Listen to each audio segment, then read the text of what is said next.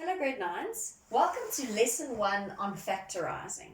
Factorising is a new topic and it's very important, so you have to pay attention to this topic and you have to do lots of practicing.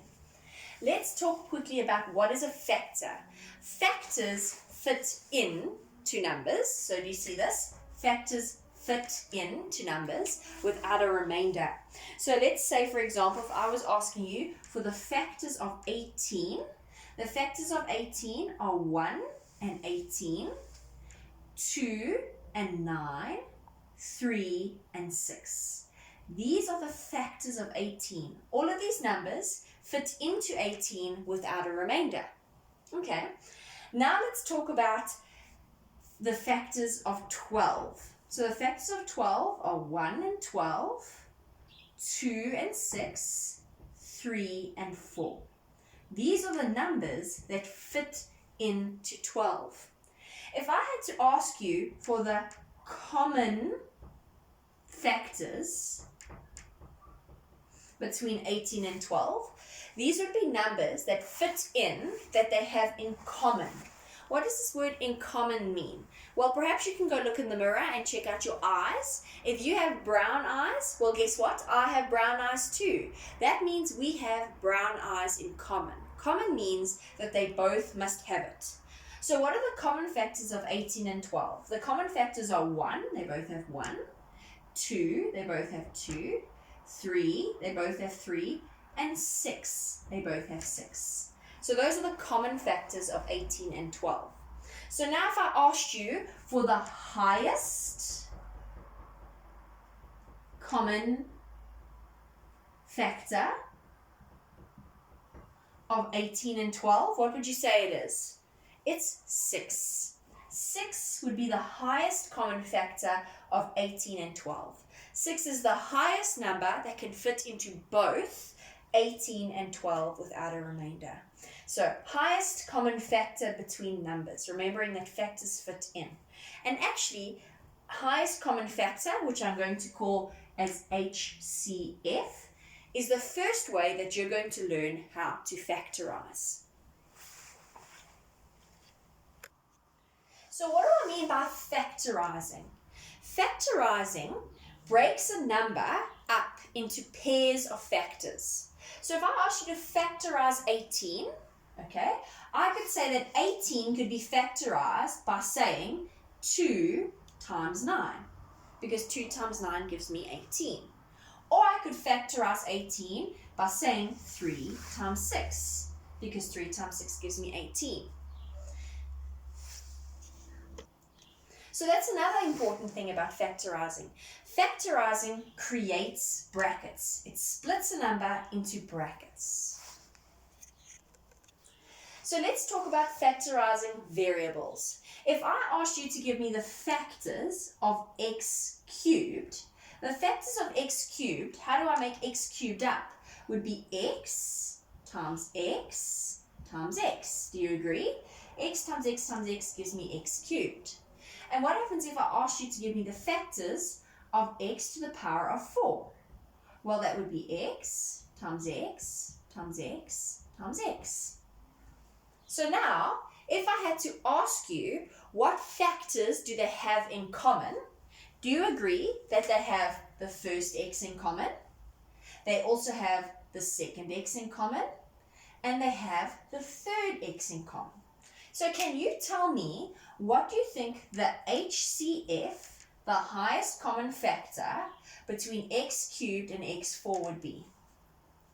They have all 3 x's in common. Well, the HCF would be x cubed between these two. They have 3 x's in common. So that would be the HCF. The trick is, when we're doing variables, is you look at the same base variable and you always choose the lowest exponent power. So between 3 and 4, I always chose 3 because they definitely have 3 in common. 4 just has one more x. So if I asked you to find the HCF of y and y4, so the highest factor that fits into both y and y4, I wonder if you can tell me the right answer. Do you agree the HCF of y and y4 is just y? Remember that this has an imaginary power of 1 and we choose the lowest power. So let me show you. If I ask you to find the factors of y, do you agree the factors of y are just y? But if I ask you to find the factors of y4, I make y4 up by going y times y times y times y. Can you see that the only y they have in common is 1y? So therefore, the HCF of y and y4 is simply y. So now, what if I asked you to find the HCF between x squared y squared and xy squared? You must please compare first the same bases. So you first have to compare x squared and x, remembering that x has an imaginary power of 1. What is the HCF going to be for x's? I hope you can see it. It's going to be x. We always take the smallest power. And then I need to compare the y's. So I'm going to compare y squared and y. What do they have in common? I wonder if you can see it. Can you see that they have y squared in common? They both have 2 y's. One more time I'm going to write it out. If I had to compare x squared with x, can you see that this is x times x? And this is x. So here we have it. They have 1x in common. And if I had to compare y squared with y squared is made up of y times y, and the other y squared is also made up with y times y. So can you see they have y squared in common? So let's look at the examples for lesson 1. So they're example 1 and we're looking at A. We're asked to find, the instruction is, factorize the following expressions. So the only way we know how to factorize, what we're learning to do today, is finding the highest common factor. So that's what we're going to look for here. So in order to factorize the following, we need to find an HCF between the numbers and between the variables. So let's look. What is the number that goes into both 12 and 8, the highest number? Because 2 goes into 12 and 8, 1 goes into 12 and 8, but something bigger than that is 4 that goes into 12 and 8. And 4 is the highest common factor. So I always like to write my HCFs on the side. Sometimes I do it below, but definitely I've got 4 as an HCF between the numbers.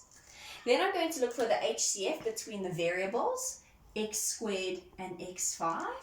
So what is the HCF for x's? Remember, we always take the lowest power, so we take x squared.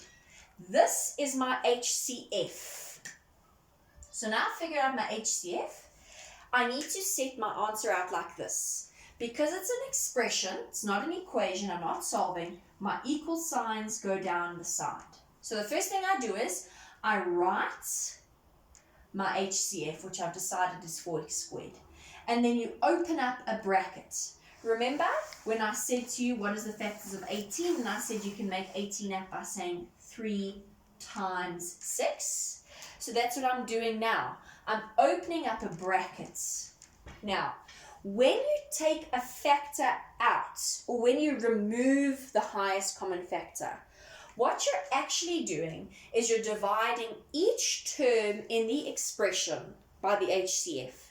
So I take the HCF out and I remove it. I want to know what remains for each term. So I want to know what remains here and I want to know what remains here. When I take it out, when I remove it, it means I divide. I divide each term by the HCF. So this in red is my working out. I'm going to divide this by 4x squared and I'm going to divide this by 4x squared. And I'm going to see what remains. So this is where exponent laws come in. We've got 12 divided by 4. So I divide my numbers first. 12 divided by 4 is 3. And what happens to x squared divided by x squared? Can you remember? They're exactly the same, so they cancel one another out.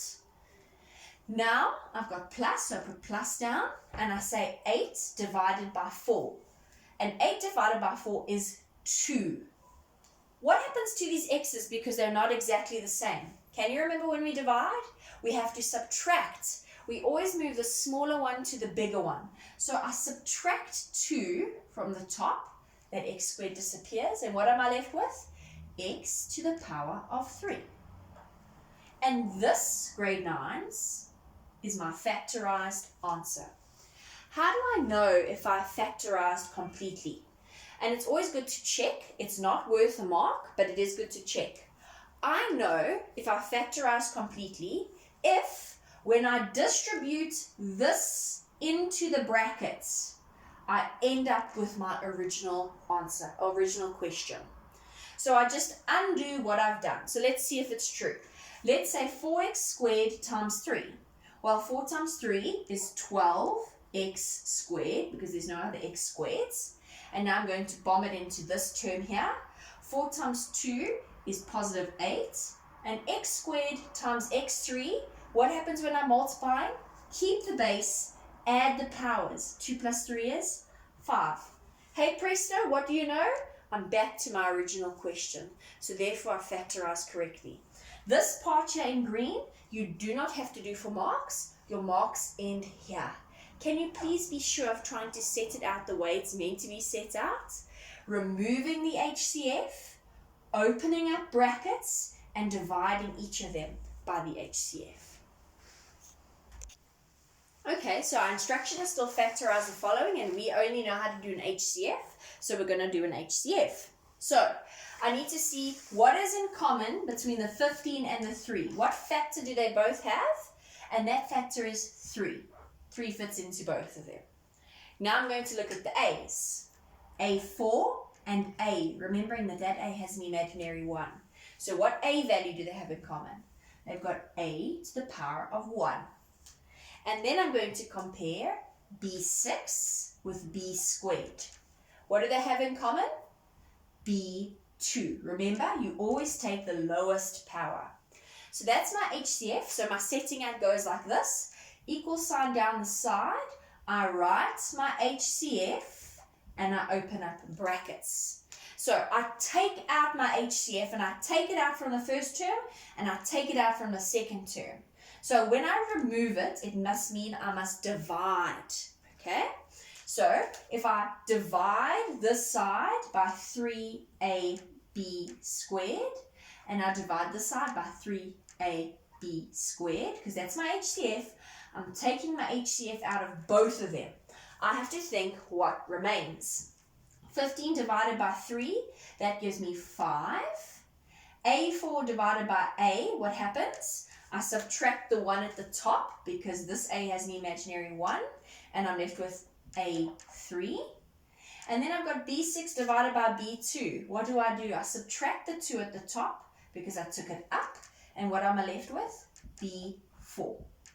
I'm not finished, I still have to do this side, but maybe it's helpful for you to imagine this multiplied by what must give me that again. So maybe that is helpful for you to think that 3 times 5 must give me 15, A times something, A cubed, must give me A4, and B squared times what must give me B6. B squared times B4 must give me B6. Maybe it's helpful for you to think of that way. I typically divide everything by the HCF. Okay, sorry, that was just a diversion. Let's move on to my next term. So I'm still taking my HCF out. What happens here? I've got a minus sign, so I put minus. 3 divided by 3, what happens? 1. A divided by A, what happens to the variable? They cancel. B squared divided by B squared, what happens? They cancel. And that's my final answer. Please just note, what happened here? I had 3AB squared, my blue, divided by 3AB squared, my red. I got one thing divided by itself. Let's think of it in numbers. What happens if I had 5 divided by 5? What is the answer? My answer is 1. What happens if I had 10 divided by 10? What is my answer? The answer is 1. What happens if I had x to the power of 5 divided by x to the power of 5? Can you remember what happens? 1. So anything divided by itself, the result is always 1. Here I've got something and I'm dividing it by itself. The result must be 1. Why am I telling you this? Many children give me the answer of 0 here. They tell me this thing divided by itself is 0, and that is wrong. Remember, if I had to multiply back and I had 0 here, 3ab squared times 0 is 0. I won't have the 3ab squared. So let's check if we factorized correctly. When we distribute this in, which must mean I must multiply, I must get back to my original answer. So let me just make this clear. Remember, I am distributing, I'm multiplying. Remember, when I'm multiplying variables, don't forget that x5 times x3 gives me x8. When I multiply variables, I add the powers together. And that's exactly what I'm doing here. I'm multiplying when I'm bombing, and I'm saying a times a cubed. A times a cubed. That leaves me with a4. Remember, I add the powers. Or if I had b squared times b4, when I'm bombing this in, b squared times b4, keep the base, add the powers. 4 plus 2 is 6. So don't forget that I am multiplying, but my rules for multiplying variables is I keep the base, I add the powers. Can you remember when is it that I multiply the powers? The difference is if I have x cubed raised to the power of 5. Now I multiply the powers. Now I say x to the power of 15. When I have a power raised to a power, I multiply. Power raised to power, I multiply. So remember, when I'm bombing in, I am multiplying, but my rules for multiplying variables is to add the powers. So let's quickly check. Do I get back here? 3 times 5 is 15. A times a cubed, well, I've got 1 over there, and 1 plus 3 is a4. B squared times b4 is b6. 2 times 4. Minus 3ab squared times 1. Do you agree is 3ab squared? Remember, 1 is an identity, a product identity. When I multiply anything by 1, it keeps the identity. This hasn't changed. So this times 1 is still this. Just like if I had to say to you 2 times 1, it's still 2. If I had to say to you x times 1, it's still x. Anything times 1, you don't change the identity. It stays the same. So let's look at our third example, okay? And remembering we're doing highest common factor. So I have to see, what do these things have in common? You remember there are 2 terms here. Here's a term, and here's a term. They definitely do not have x in common, because this has an x, but there's no x here. They definitely don't have y in common, because here's a y, but there's no y here. Remember, if they have something in common, they both have to have it. So what do both of these terms have? I wonder if you can see it. Both of these terms have a plus b. They have a plus b in common. A plus b fits into both of them. There's an a plus b in both of them. So a plus b is actually our HCF. And we call this a common bracket. So they have a bracket that looks exactly the same. They have the bracket in common. Do you see it? Here's a bracket, exactly the same bracket. So now we're going to set it out in the same way. Equal sign down the side. Here's my HCF. Because it's in a bracket, I must write it as a bracket. Okay? But I still open up in my new bracket. Remember previously, if I took out 6, I still opened up my bracket and said 3. That's what I'm doing. I'm opening up my bracket to do my HCF. So what does this mean? This means that I must divide both of my terms by my HCF. So I'm going to divide this term by A plus B, and I'm going to divide this term by A plus B. I wonder if you can see what happens. The A plus B cancel because they're exactly the same. And what am I left with in this red term? Can you see that all I'm left with is x? And what happens in the green term with the A plus B? Well, they also cancel. And what am I left with? Negative y. Close my brackets because that's the end of my terms. And that would be my answer. Let's simplify and distribute in and see if we get the same answer. So if I had to send A plus B to x and I had to send A plus B to y, do you agree that I get x times A plus B minus y times A plus B? A plus B times x, A plus B times negative y. And that's exactly what I had up there. That is called a common bracket. So kids, remember when I take out my A plus B, it's as if I cover it over here. So I take out my A plus B from this red term, and what do I have left? I have x left. That's where I got x. And the same for my green term. When I take out, remove my A plus B, what do I have left? I only have negative y left, and that's why I have negative y. So grade 9s, I'm going to give you a few extra examples. I'm going to work through them slightly quicker than what I did the first 3, but this is particularly because you're not in class and you're not able to ask questions, so I'm just going to do some extra examples with you very quickly. So the first extra example looks like this. Let's call it ABCD because we did C. I asked you to factorize 3x plus 6. So I need to take out an HCF. Remember, highest common factor. What do they both have?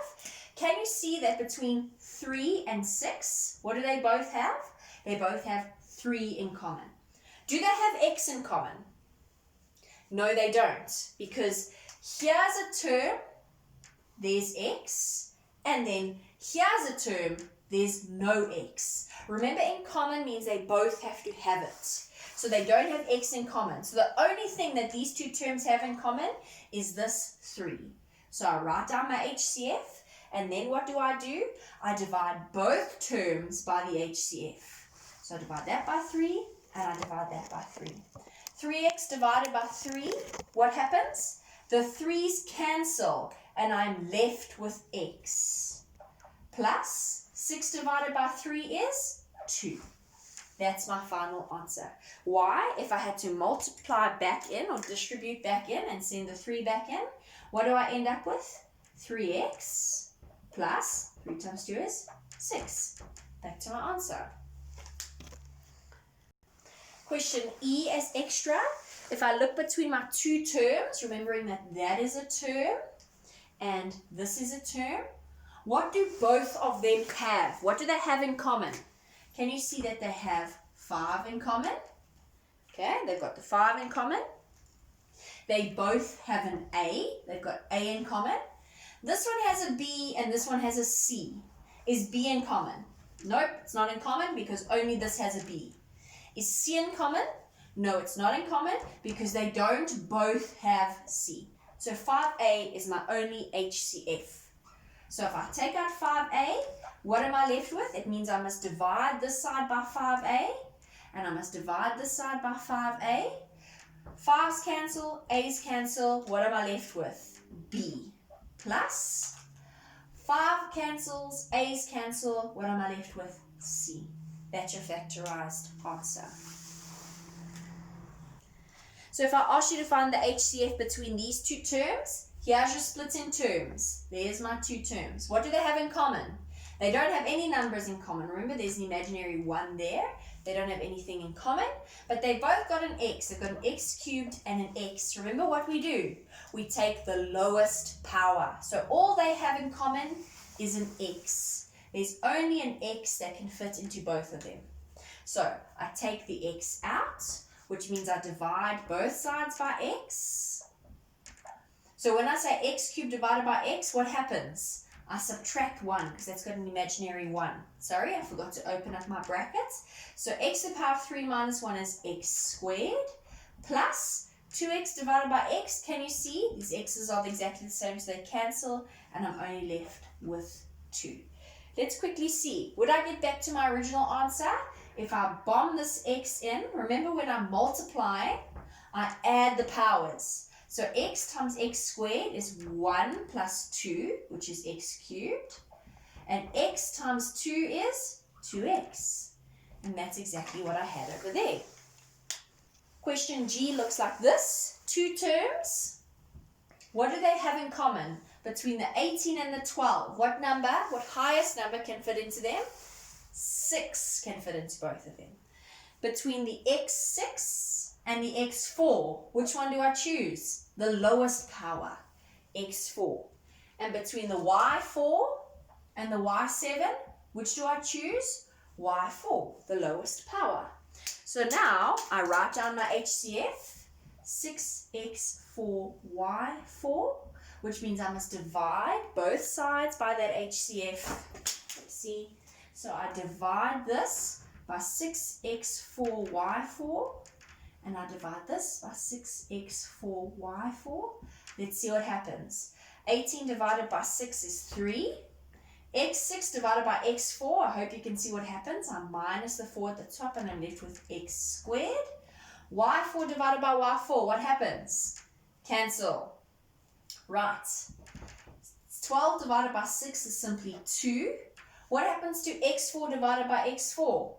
Cancel. They're exactly the same. And what happens to y7 divided by y4? I must subtract the 4 from the top, and I'm left with y cubed. Close my brackets. That's my answer. Correct. So now let's factorize this one. We've got 2 terms. What do you notice? There's a term. So there's my term, and this is my other term. Remember, I'm looking for what do they have in common? What do they both have? So if I had to look at these things on the outside, between 3 and a, do you agree they have nothing in common on the outside? But what do they have in common? They both have exactly the same bracket. And a lot of children struggle with this. That's why I'm redoing as common bracket. So the bracket is what they have in common. That is their highest common factor. So I write the bracket out. And then I decide what remains. So I must open up my second bracket. That means I divide both sides by 4 minus c, and I divide this side by b minus 4c. Sorry, not 4 minus c, b minus 4c. And what happens? The brackets disappear, and what am I left with? I'm left with 3. And on this side, the brackets disappear, and what am I left with? Minus a. And that's my final answer. So now I'm using kind of exactly the same example as what I just did, but notice here I've added a squared and a cubed. So let's see what happens. Between my 2 terms, what do they have in common? Well, they definitely have the brackets in common. Now I'm going to explain this to you by writing it like this. What happens if they didn't have a bracket, and instead of writing the brackets, I wrote x. So if I had 3x squared, instead of writing the bracket, I'm just writing x, but there's still a squared, minus a x cubed. What do they have in common? They both have an x in common, but they have x squared in common. So if I've got a bracket that they have in common, and this bracket is squared and this bracket is cubed, what do you think the HCF is going to be? The HCF is going to be b minus 4c squared. Just like with the variable, you always choose the lowest power between common brackets. I chose the lowest power. Let's see what remains. When I take out, which means I must divide both sides by b minus 4c squared. Well, here these two things are exactly the same, so they can cancel. I hope you can see that, and I'm left with 3. But what happens on this side when I divide by b minus 4c squared? Can these two things cancel completely? No, they can't, because here I'm only taking out 2 brackets, but I had 3 brackets. So what happens?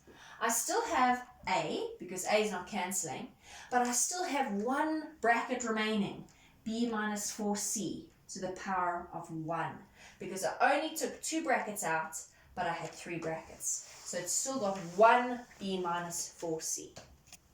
So the last example I'm doing with you also looks similar like the last two, but what have I done?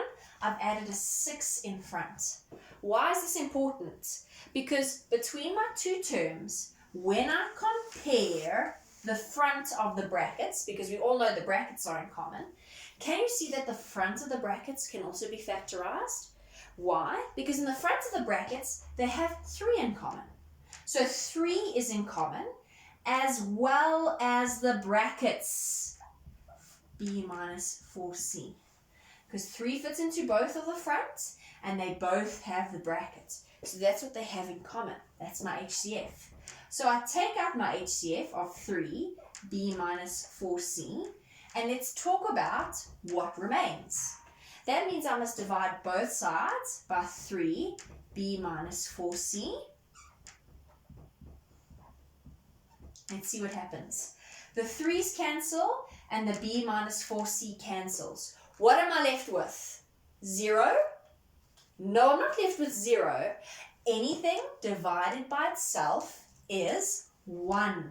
Lots of kids would say 0, and that would be wrong. When you divide the same thing, the answer is 1. Okay, let's look what happens here. b minus 4c and b minus 4c cancel. What happens with the a? That doesn't cancel with anything, but I've got 6 divided by 3 as well. And what's 6 divided by 3? It's 2. Don't forget our negative. Negative 2a, because my a hasn't disappeared. Close the brackets because the brackets cancel, and that would be my final answer. So that is the end of factorizing using an HCF grade 9s. You're now going to go do exercise 1, and tomorrow we'll continue with factorizing.